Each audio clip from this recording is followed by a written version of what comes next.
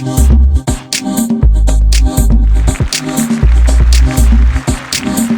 to the Impact of Educational Leadership podcast with ID3 for Isaiah Drone III. Welcome to another impactful night of the Impact of Educational Leadership. This is episode 66. I'm your host, ID3 for Isaiah Drone III. Tonight's panelists are Buddy, the Positive Social Change Agent Pro, Jen Beaule, and Rick Beaule. Please say hello to the people. Hello, everyone. My name's Jen Beaule. It's great to be here today.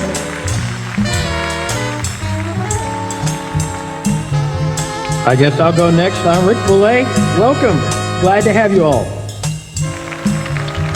And from the great state of Arizona, this is Buddy Thornton, and it is an honor to be here with my esteemed peers. You are in for a treat tonight. Tonight's topic is what leads to miscommunication, especially between a male and a female. As the COVID-19 pandemic has restructured our society and how we learn, the education industry may need to join forces and do more conversing on the new channels in relation to communication platforms. Communication styles are becoming more personable. Content is being tailored to more specifics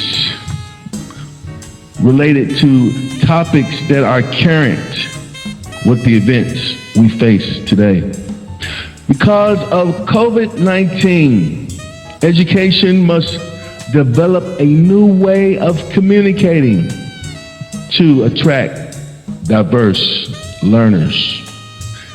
A learner's internal and external environments can positively or negatively influence their ability to complete goals, small or large, especially when communication skills are different.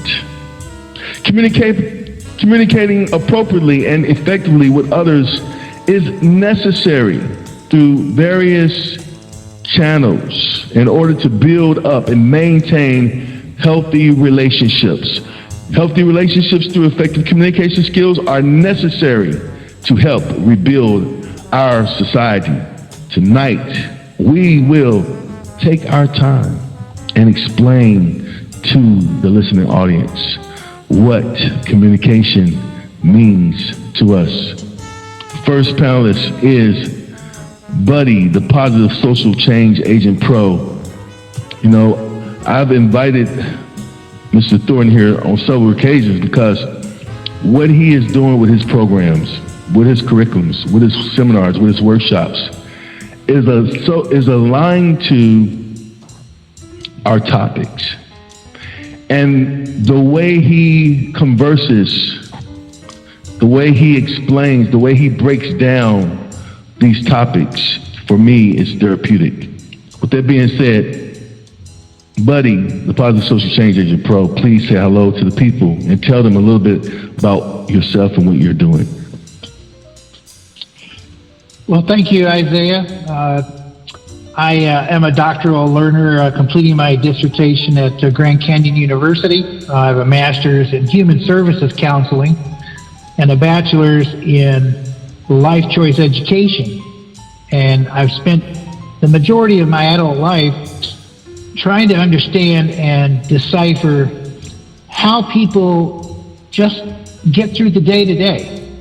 It's very important that people get through the day to day, and because I felt that was something that was important to me, especially with the large family that I have as a great-grandfather now with 8 great-grandchildren.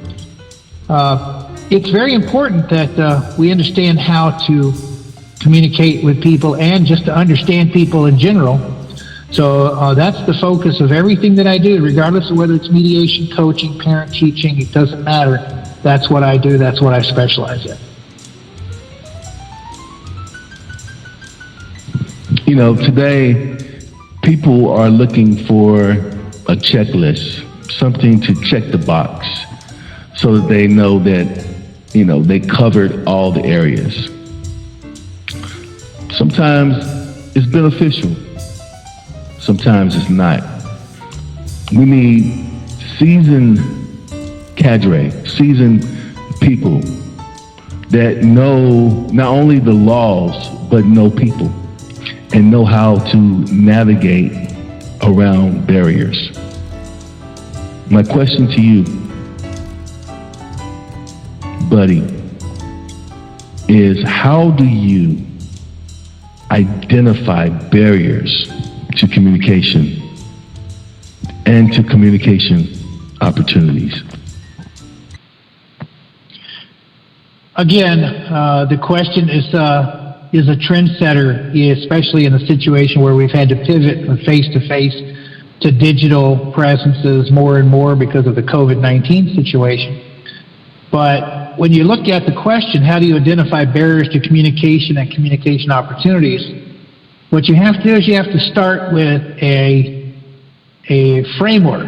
And to do that, you have to develop an understanding of what an optimal omnidirectional communication looks like between parties, between two, between three and more.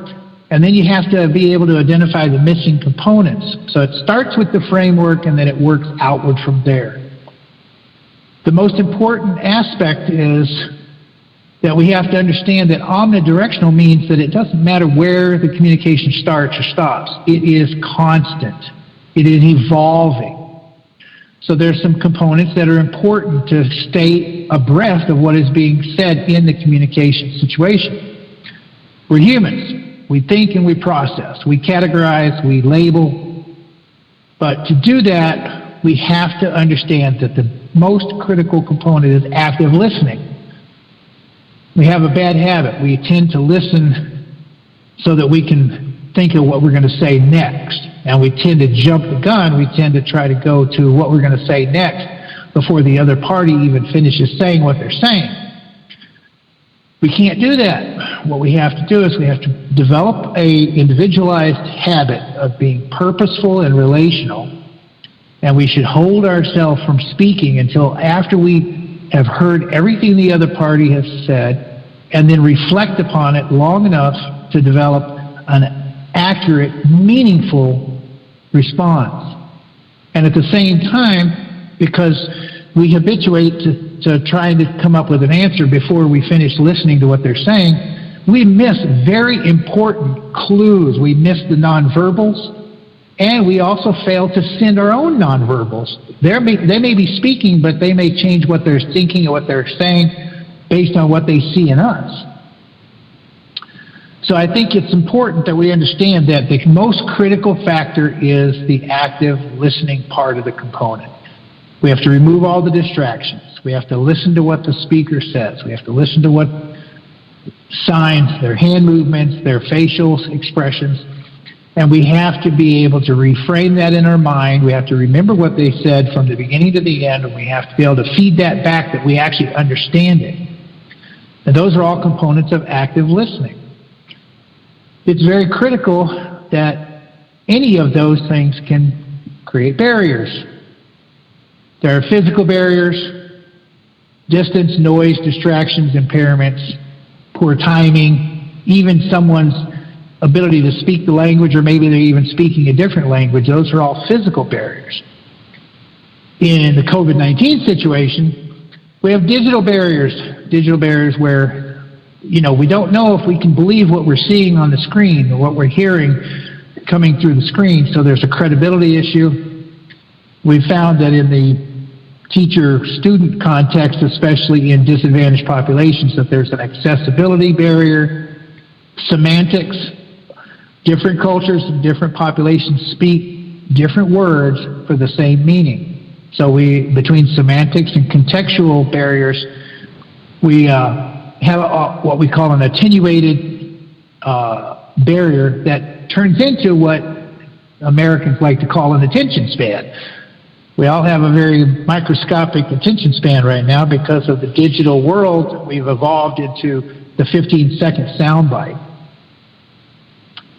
Social barriers can be the use of cliches. That can be multi-generational. It can be intergenerational, jargon.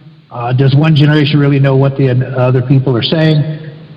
What's the current slang that's out on the street? Double speak. One person can be saying one thing and then mean completely something totally different, and you're not picking up on it, mainly because you're not catching the nonverbals. Then there's euphemisms, and even in today's society, unfortunately, we have a lot of vulgarity, which turns the receiver off. We're uncomfortable with the vulgarity. We concentrate on the vulgarity instead of listening to the message.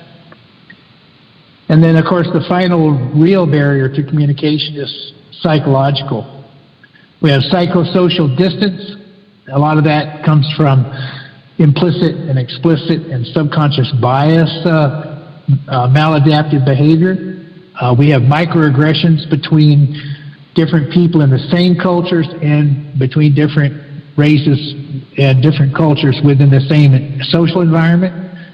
The multiple biases can be up or down the scale. It's a very broad continuum. We tend to have, because of the move from a face-to-face environment to a digital environment, we tend to have limited dignity and respect dynamics. It's very simple for someone to just turn off the screen or not pay attention, and the other party doesn't even know you're not there in a lot of cases. And then, of course, we have the deep-rooted barriers to communication, which is fear, anger, shyness.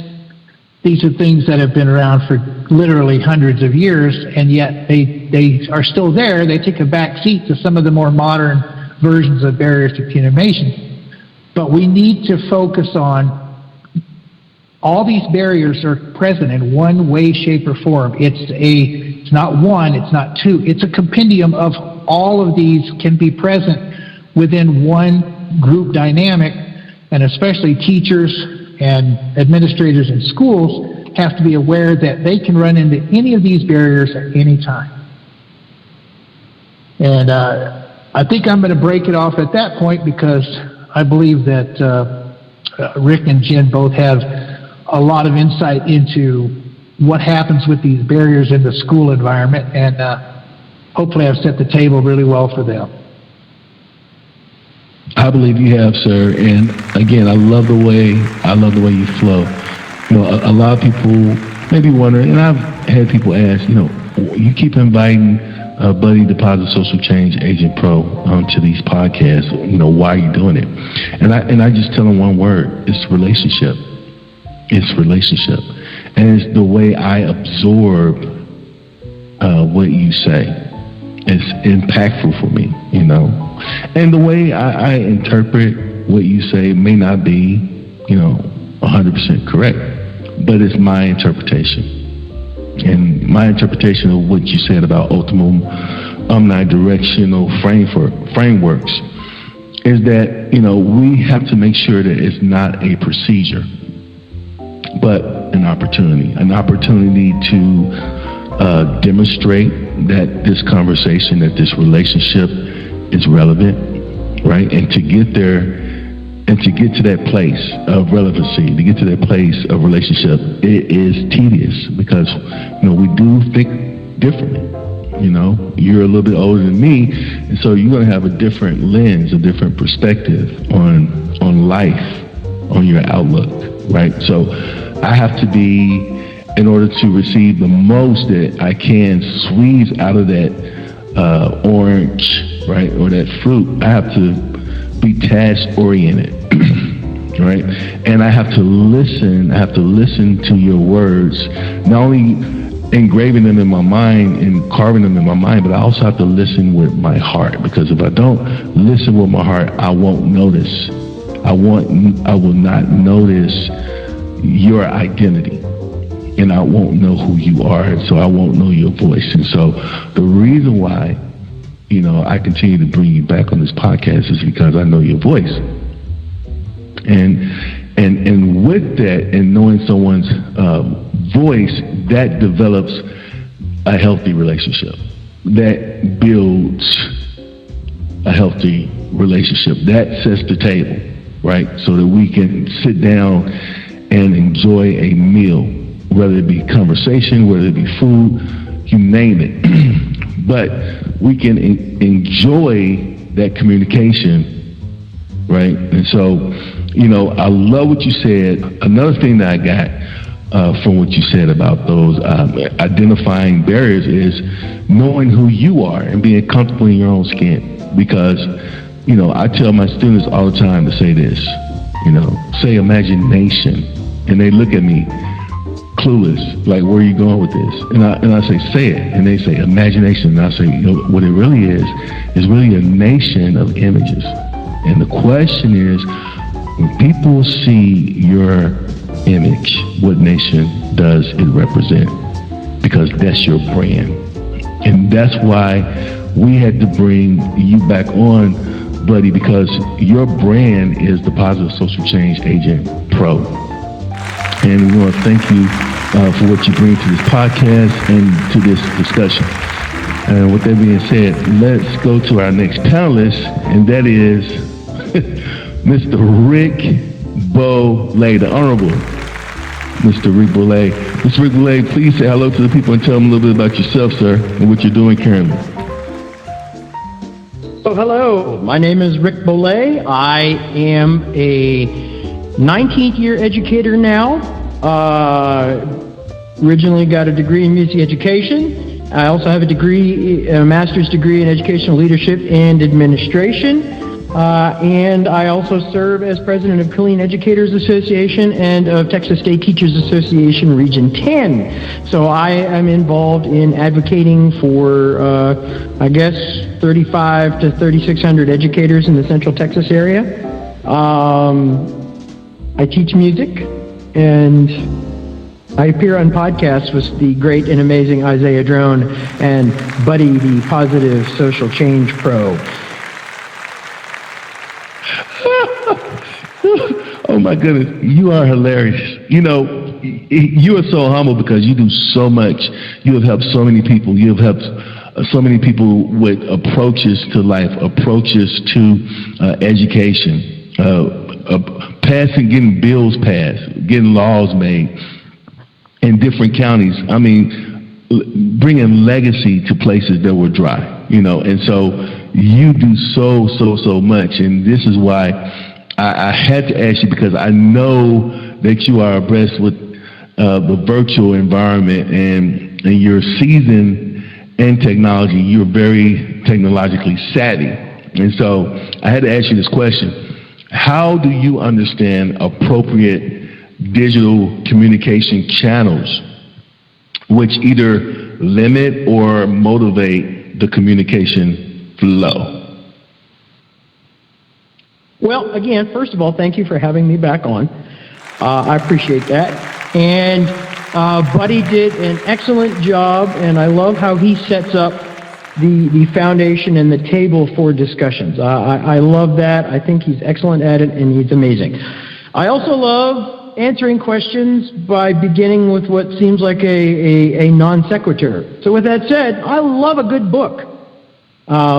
There's just something about how a great author is able to use words to perfectly convey a plot and the emotions and the overtones that come along with it. Books also give you the ability to personally and privately go back and reread and reprocess whatever section you may have questions about or a lack of understanding of. And the reason I bring that up is that in a virtual world, you don't get that. You get the elements of the book or the written story, but with a major difference in that it occurs in real time with other people in the picture and part of the process. And the other part that's important about that is that to truly communicate, as Buddy mentioned, humans have to use all of their senses in cooperation with each other. And when you introduce things in the digital realm, it becomes more difficult, and it becomes more difficult in general when one of those senses is disabled or less effective. And it increases the opportunity for mistakes or miscommunications. A perfect example of that type of thing is autism. I am a late diagnosed autistic, and one of the traits of autism can be a lack of understanding, awareness, or recognition of social protocols. And I've been dealing with that all my life. You know, that moment where you laugh too loud, take a joke too far, you misread a situation, say the wrong thing. I've been there, and I've done that. And to overcome that, autistics like me need to form habits and methods by which they can better understand the social situations that they are in. And it can also sometimes take a little longer for those things to kick in. And the reason I mention that is that caution and clarity in communication becomes so much more important. And what COVID-19 has done is introduce that lack of our full use of our senses due to the constraints involved with virtual communication. Because it's not in person, even with a video link, you can lose in some ways those nonverbal cues and other things that might otherwise convey a clearer message. So, and additionally, it's just more difficult to convey tone, emotion, and nuance through the written word. I remember someone talking once to a bunch of kids who were talking about going into the NBA, and they said, look, you need to understand, your chances of that are slim. 1% of the people who want to get into the NBA get into the NBA. It's kind of a similar story with book authors. We love them, we buy millions of copies of their books, but there's a very small percentage of the population that has that gift to convey those things, those emotions, those overtones, that nuance, that well, right? The rest of us just aren't quite that good. And so we have more difficulty with it than they do, and we're trying to process and do things in real time. Buddy mentioned about processing. This is a perfect example of that, because the difficulties we have in a digital world processing things in real time with that lack of nonverbal cues that can be introduced with either written or texted or typed words can lead to miscommunications and even unintentional offense. So it requires caution and clarity while remaining in a state of inquiry to ensure that those miscommunications are avoided. Buddy called it active listening, and I use that term as well. So in other words, in some ways, it kind of resembles autism. Don't get me wrong, it's not the same as being autistic, far from it. But that portion of it does resemble some of what autistics go through in terms of processing information that is incomplete and having to form things and form opinions and decide on what your reactions are going to be because of that. Now, there's been innovations that have helped in some ways to overcome this obstacle. By now, everybody knows what LOL means. But in the early days of chat rooms and boards, there were a whole series of abbreviations and acronyms that helped convey additional meaning to words, and sometimes also a warning that there was a POS, and by that I mean parent over shoulder. And emojis, and even GIFs help convey meaning for us as an addition to words, and knowing what your communications app, depending on what you use, can and cannot do is important in terms of conveying information and nuance.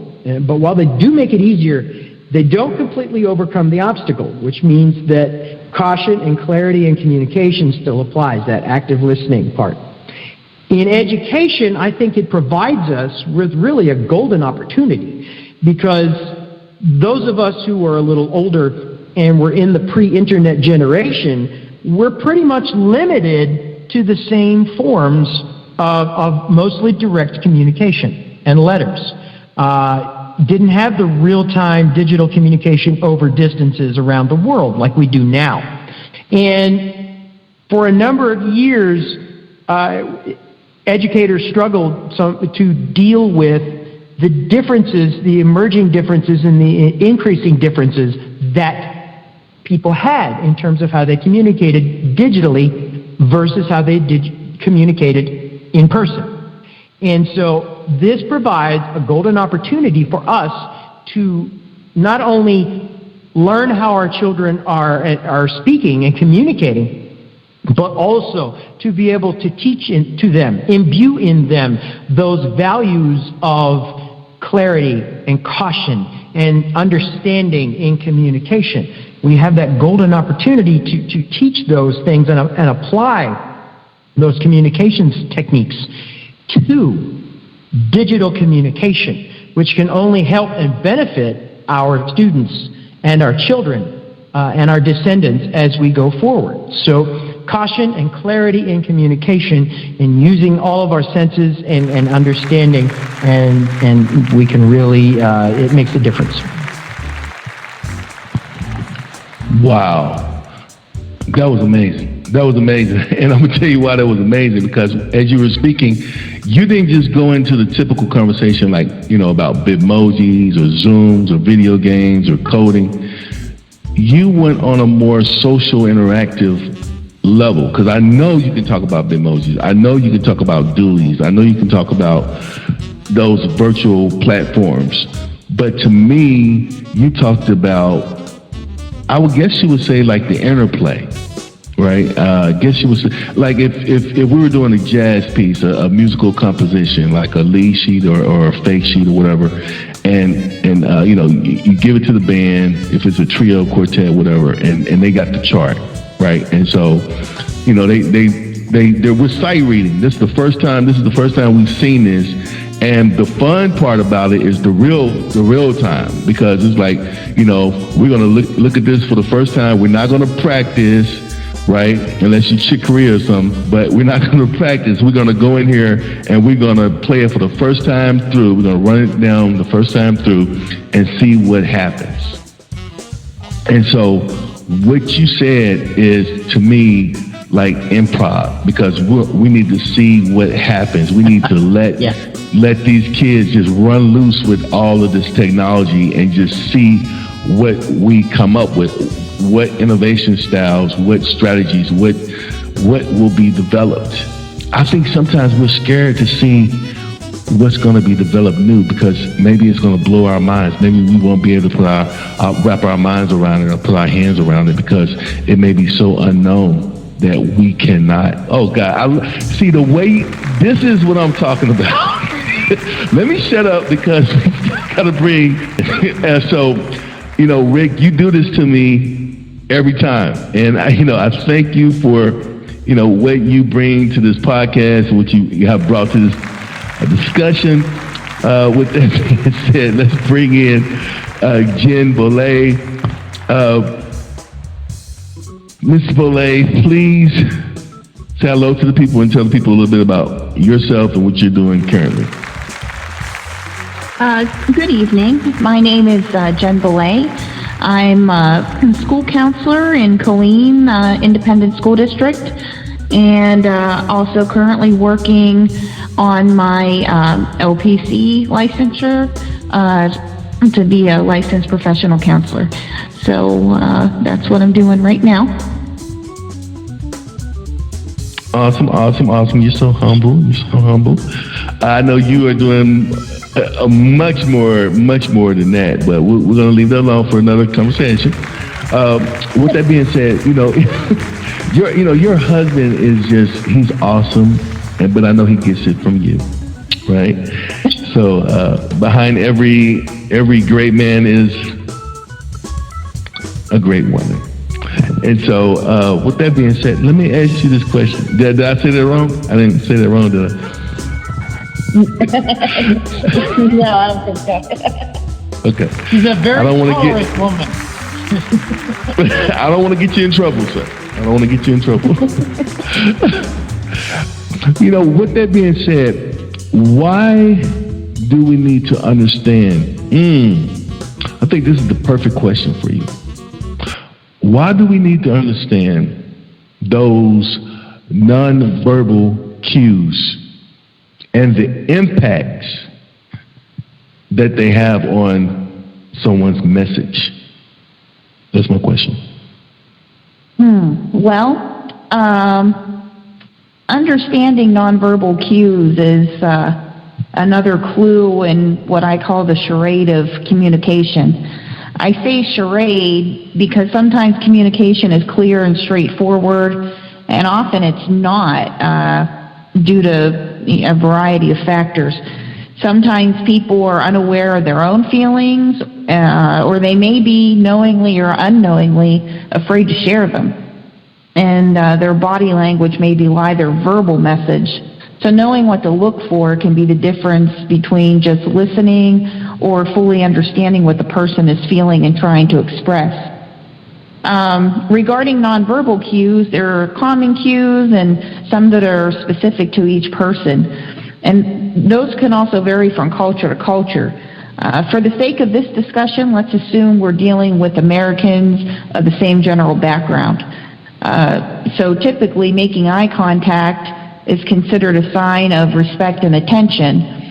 But in some cases, some people avoid eye contact out of respect or out of fear. And the conflict here can be if the person is in a position of power, or even if that power field is level,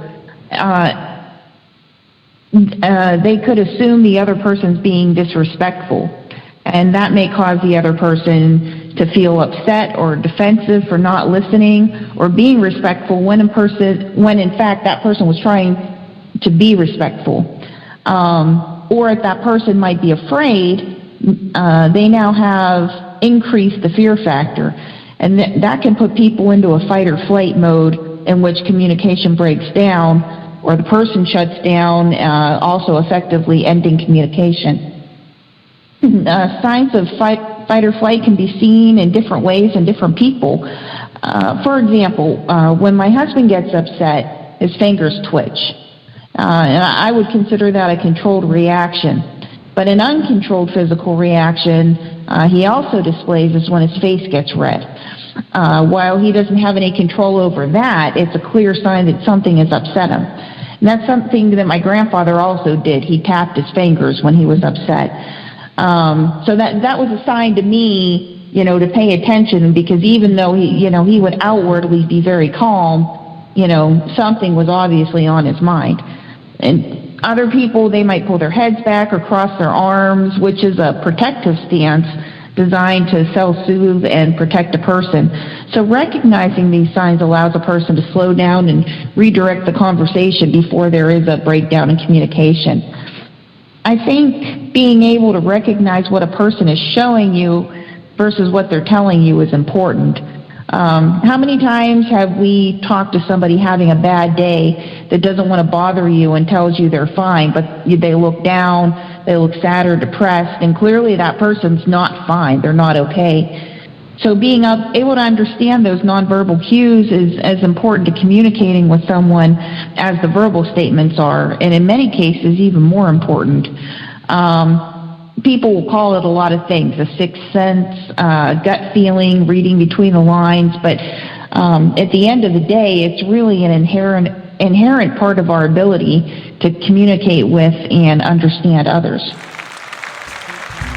Wow. I said your husband was awesome, but I may have lied a little bit there. I see where he gets it from. You didn't lie, she's just off the nerve.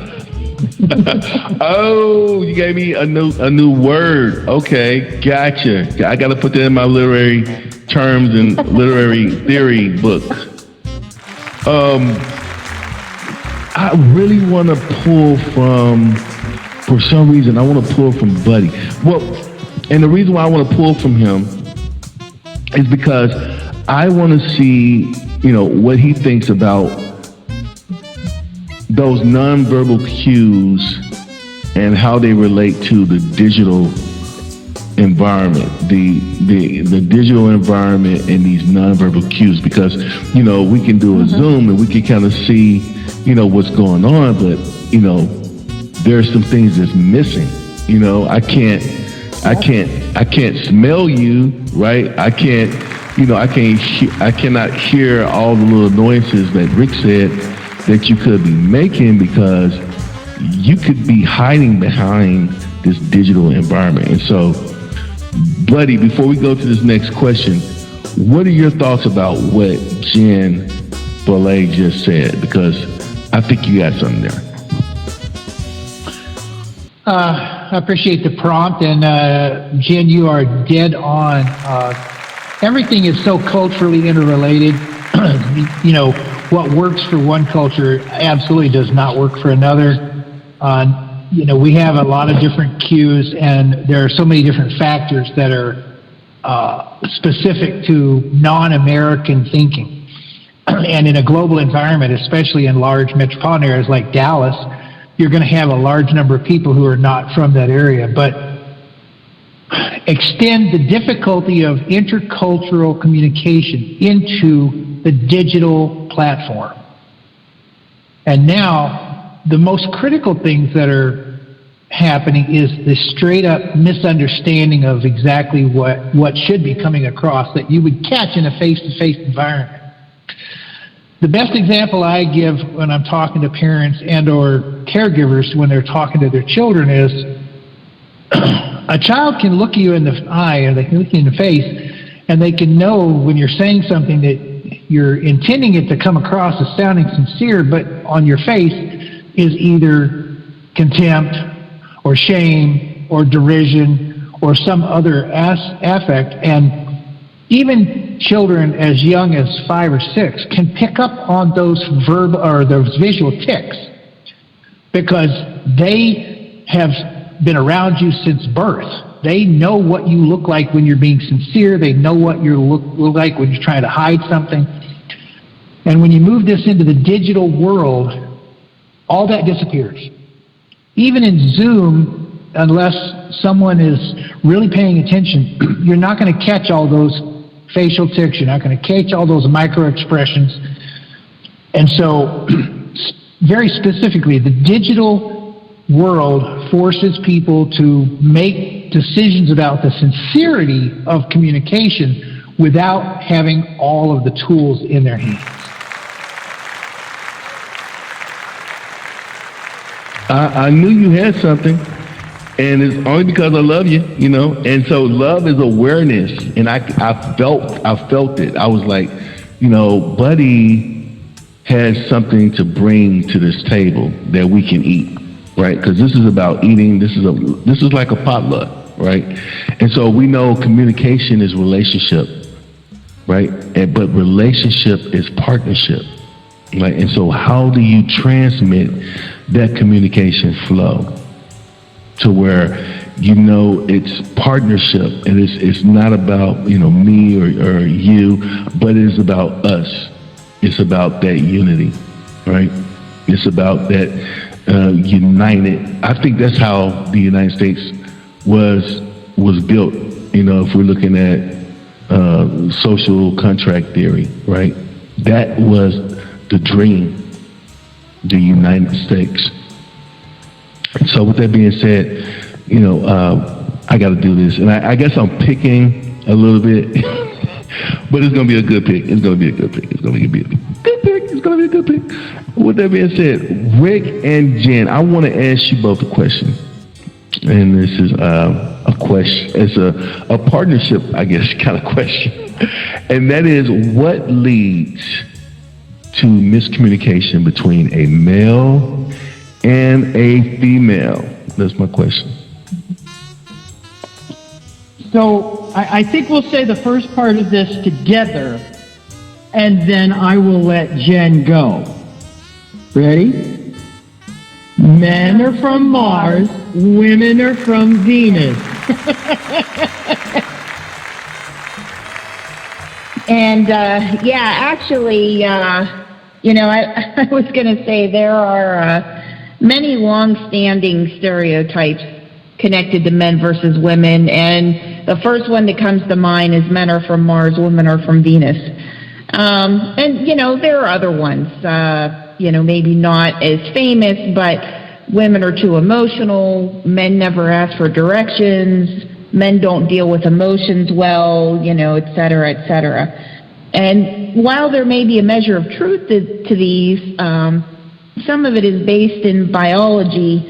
It's by no means a definitive explanation or guide for how men and women think.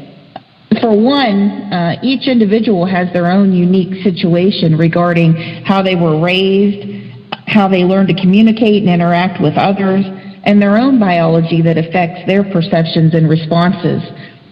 For another, not everyone falls into one side or the other and may demonstrate both characteristics of communication, i.e. male and female.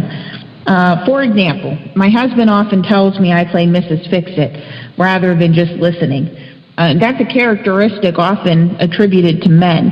He, on the other hand, just wants me to listen and not engage or fix the problem, and a wish that many women have who just want to be heard. But obviously I'm not a man and he's not a woman, so while those are traits that may be generally attributed to they're by no means definitive in understanding those of the opposite sex. That being said, there is a certain amount of biology that comes into play regarding hormones and brain chemistry. Testosterone guides men's inclination to solve problems and how they react to them. So while men tend to have larger brains than women by about 10%, women have approximately 15 to 30% thicker gray matter in their brain, which is what directs our thinking. Women are traditionally better at multitasking than men, and men are traditionally more strategic and logical in how they think, which minimizes their emotional response compared to their female counterparts who have a larger limbic system and are better able to express their emotions. So I think with that, I'm going to turn it over to Rick and let him answer the rest of that. I guess I first want to say that I did not consult her when I was considering this question. But it's ironic that in our consideration of these questions that we both thought so similarly, and it's, I guess that's why we've been married for 21 years. Because as soon as I heard this question, I was just picturing men are from Mars, women are from Venus, scenes. And the reason that book resonates so well is that in many ways physiology does have a bearing on miscommunication issues. We are, as she mentioned, hardwired to react and respond differently to stimuli, and we release different hormones in response to those stimuli. And in many ways, it can sometimes be its own version of the communications barrier that I mentioned earlier, because it creates those barriers where things get filtered out or misunderstood, and so it requires the same response: caution, clarity, and inquiry. The clarity and the caution help avoid the miscommunications, and they also help keep the tempers in check in moments of stress. And the inquiry helps with that as well, but it helps in another way that I think is also important. It shows that you're listening. One of the biggest things that we want when we're stressed and involved with another person is to feel like we are being listened to when we communicate. It gives us confidence and validation that our words matter to the other person. On the other hand, if we don't do that, then we tend to act more judgmental, more hasty, and we're less inclined to communicate or listen to the other person's concerns or issues. And it seems almost counterintuitive, but if we stay in a posture of inquiry rather than proclamation or argument, we actually stand a much better chance of having our own words heard, because the other person is going to be more inclined to hear them, because you're showing that you're listening to their words.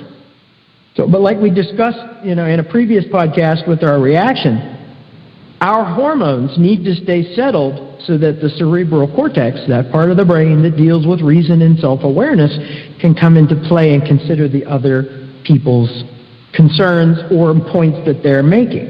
And that happens, again, with caution and clarity and inquiry. And I was so glad that Buddy also touched on those in his answer, because they really are very, very important. Absolutely agree. Absolutely agree. Tonight's conversation has been healing. It has. This is going to help. This is going to heal so many relationships. And I want to get some takeaways from tonight, but I want them to be built on this premise. Okay. And I know I'm throwing you for a curveball here, but let's talk about, in the takeaways, what opportunities have you missed? And let's be transparent. What opportunities have you missed because of miscommunication? Who wants to go first? I'll take that.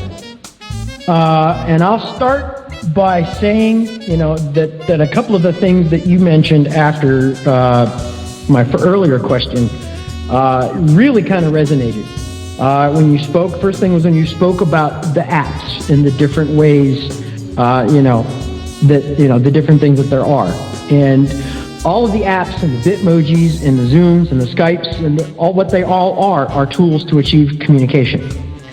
And if we don't use those tools correctly, they're not going to achieve the desired goal. So those underlying social protocols are very important in making sure that those tools are properly used. The remark that you made that struck me the most and really best ties into what you just mentioned is what you said about jazz bands and improvisation. And the reason I really liked it is that the really, really good bands are able to contribute to the musical conversation that goes on in improvisation without detracting from it. And those groups operate that way because of the trust they have in one another. Having that trust is so important in having any musical conversation because they know the other person isn't going to knock down what they want to say in favor of themselves. So the social protocols and active listening and awareness that all of the panelists have spoken about tonight, it's all based around trust. And establishing that trust is the most important thing in any conversation. And I would say probably, I'll slap a percentage of 95% on it,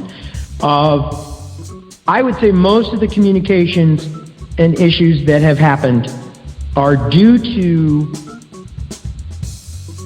a failure to establish that trust in a conversation, to where that person didn't feel valued enough to be an active and open participant. Because when we don't trust, we don't open up. And if we don't open up, it is very difficult to communicate. And I would say that that's probably the biggest thing, when we get mad and we get upset or when we react, even if we think we know what the other person is going to say or what they're thinking, and we get out of that inquiry mode, like I mentioned, that's where, mistakes are made. And I think that's the biggest area of weakness that, for me to work on. And, frankly, probably for more than me, but, definitely me. Powerful. Who's next? That was powerful.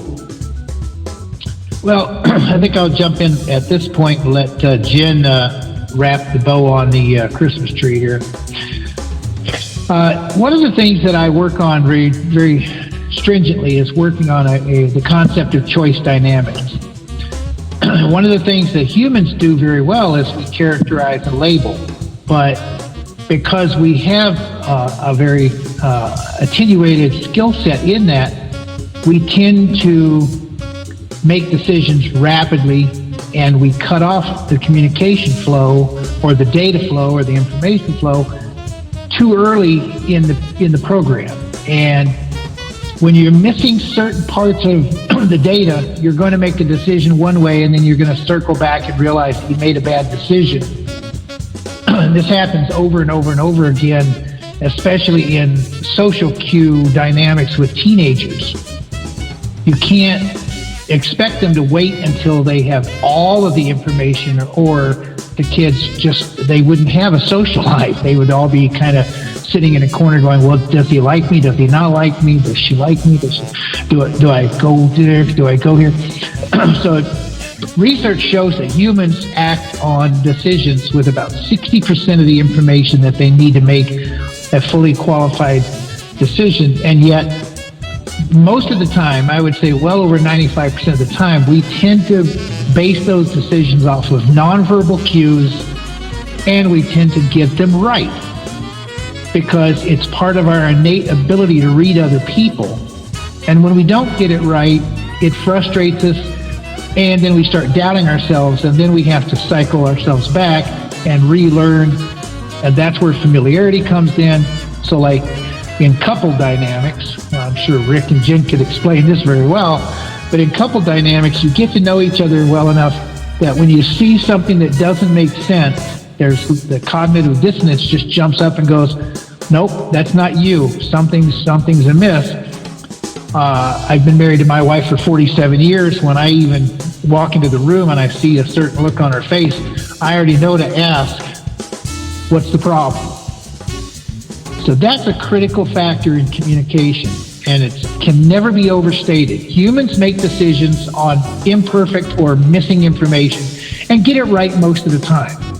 But it takes familiarity and it takes relationships to build the knowledge of being able to make those decisions better and better with less and less information.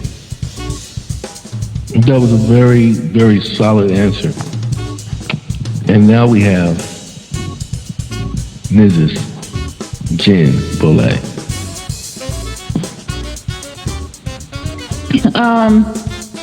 I really liked what Buddy had to say with that. You know, I think familiarity with, especially those closest to us, that does factor into a lot of things.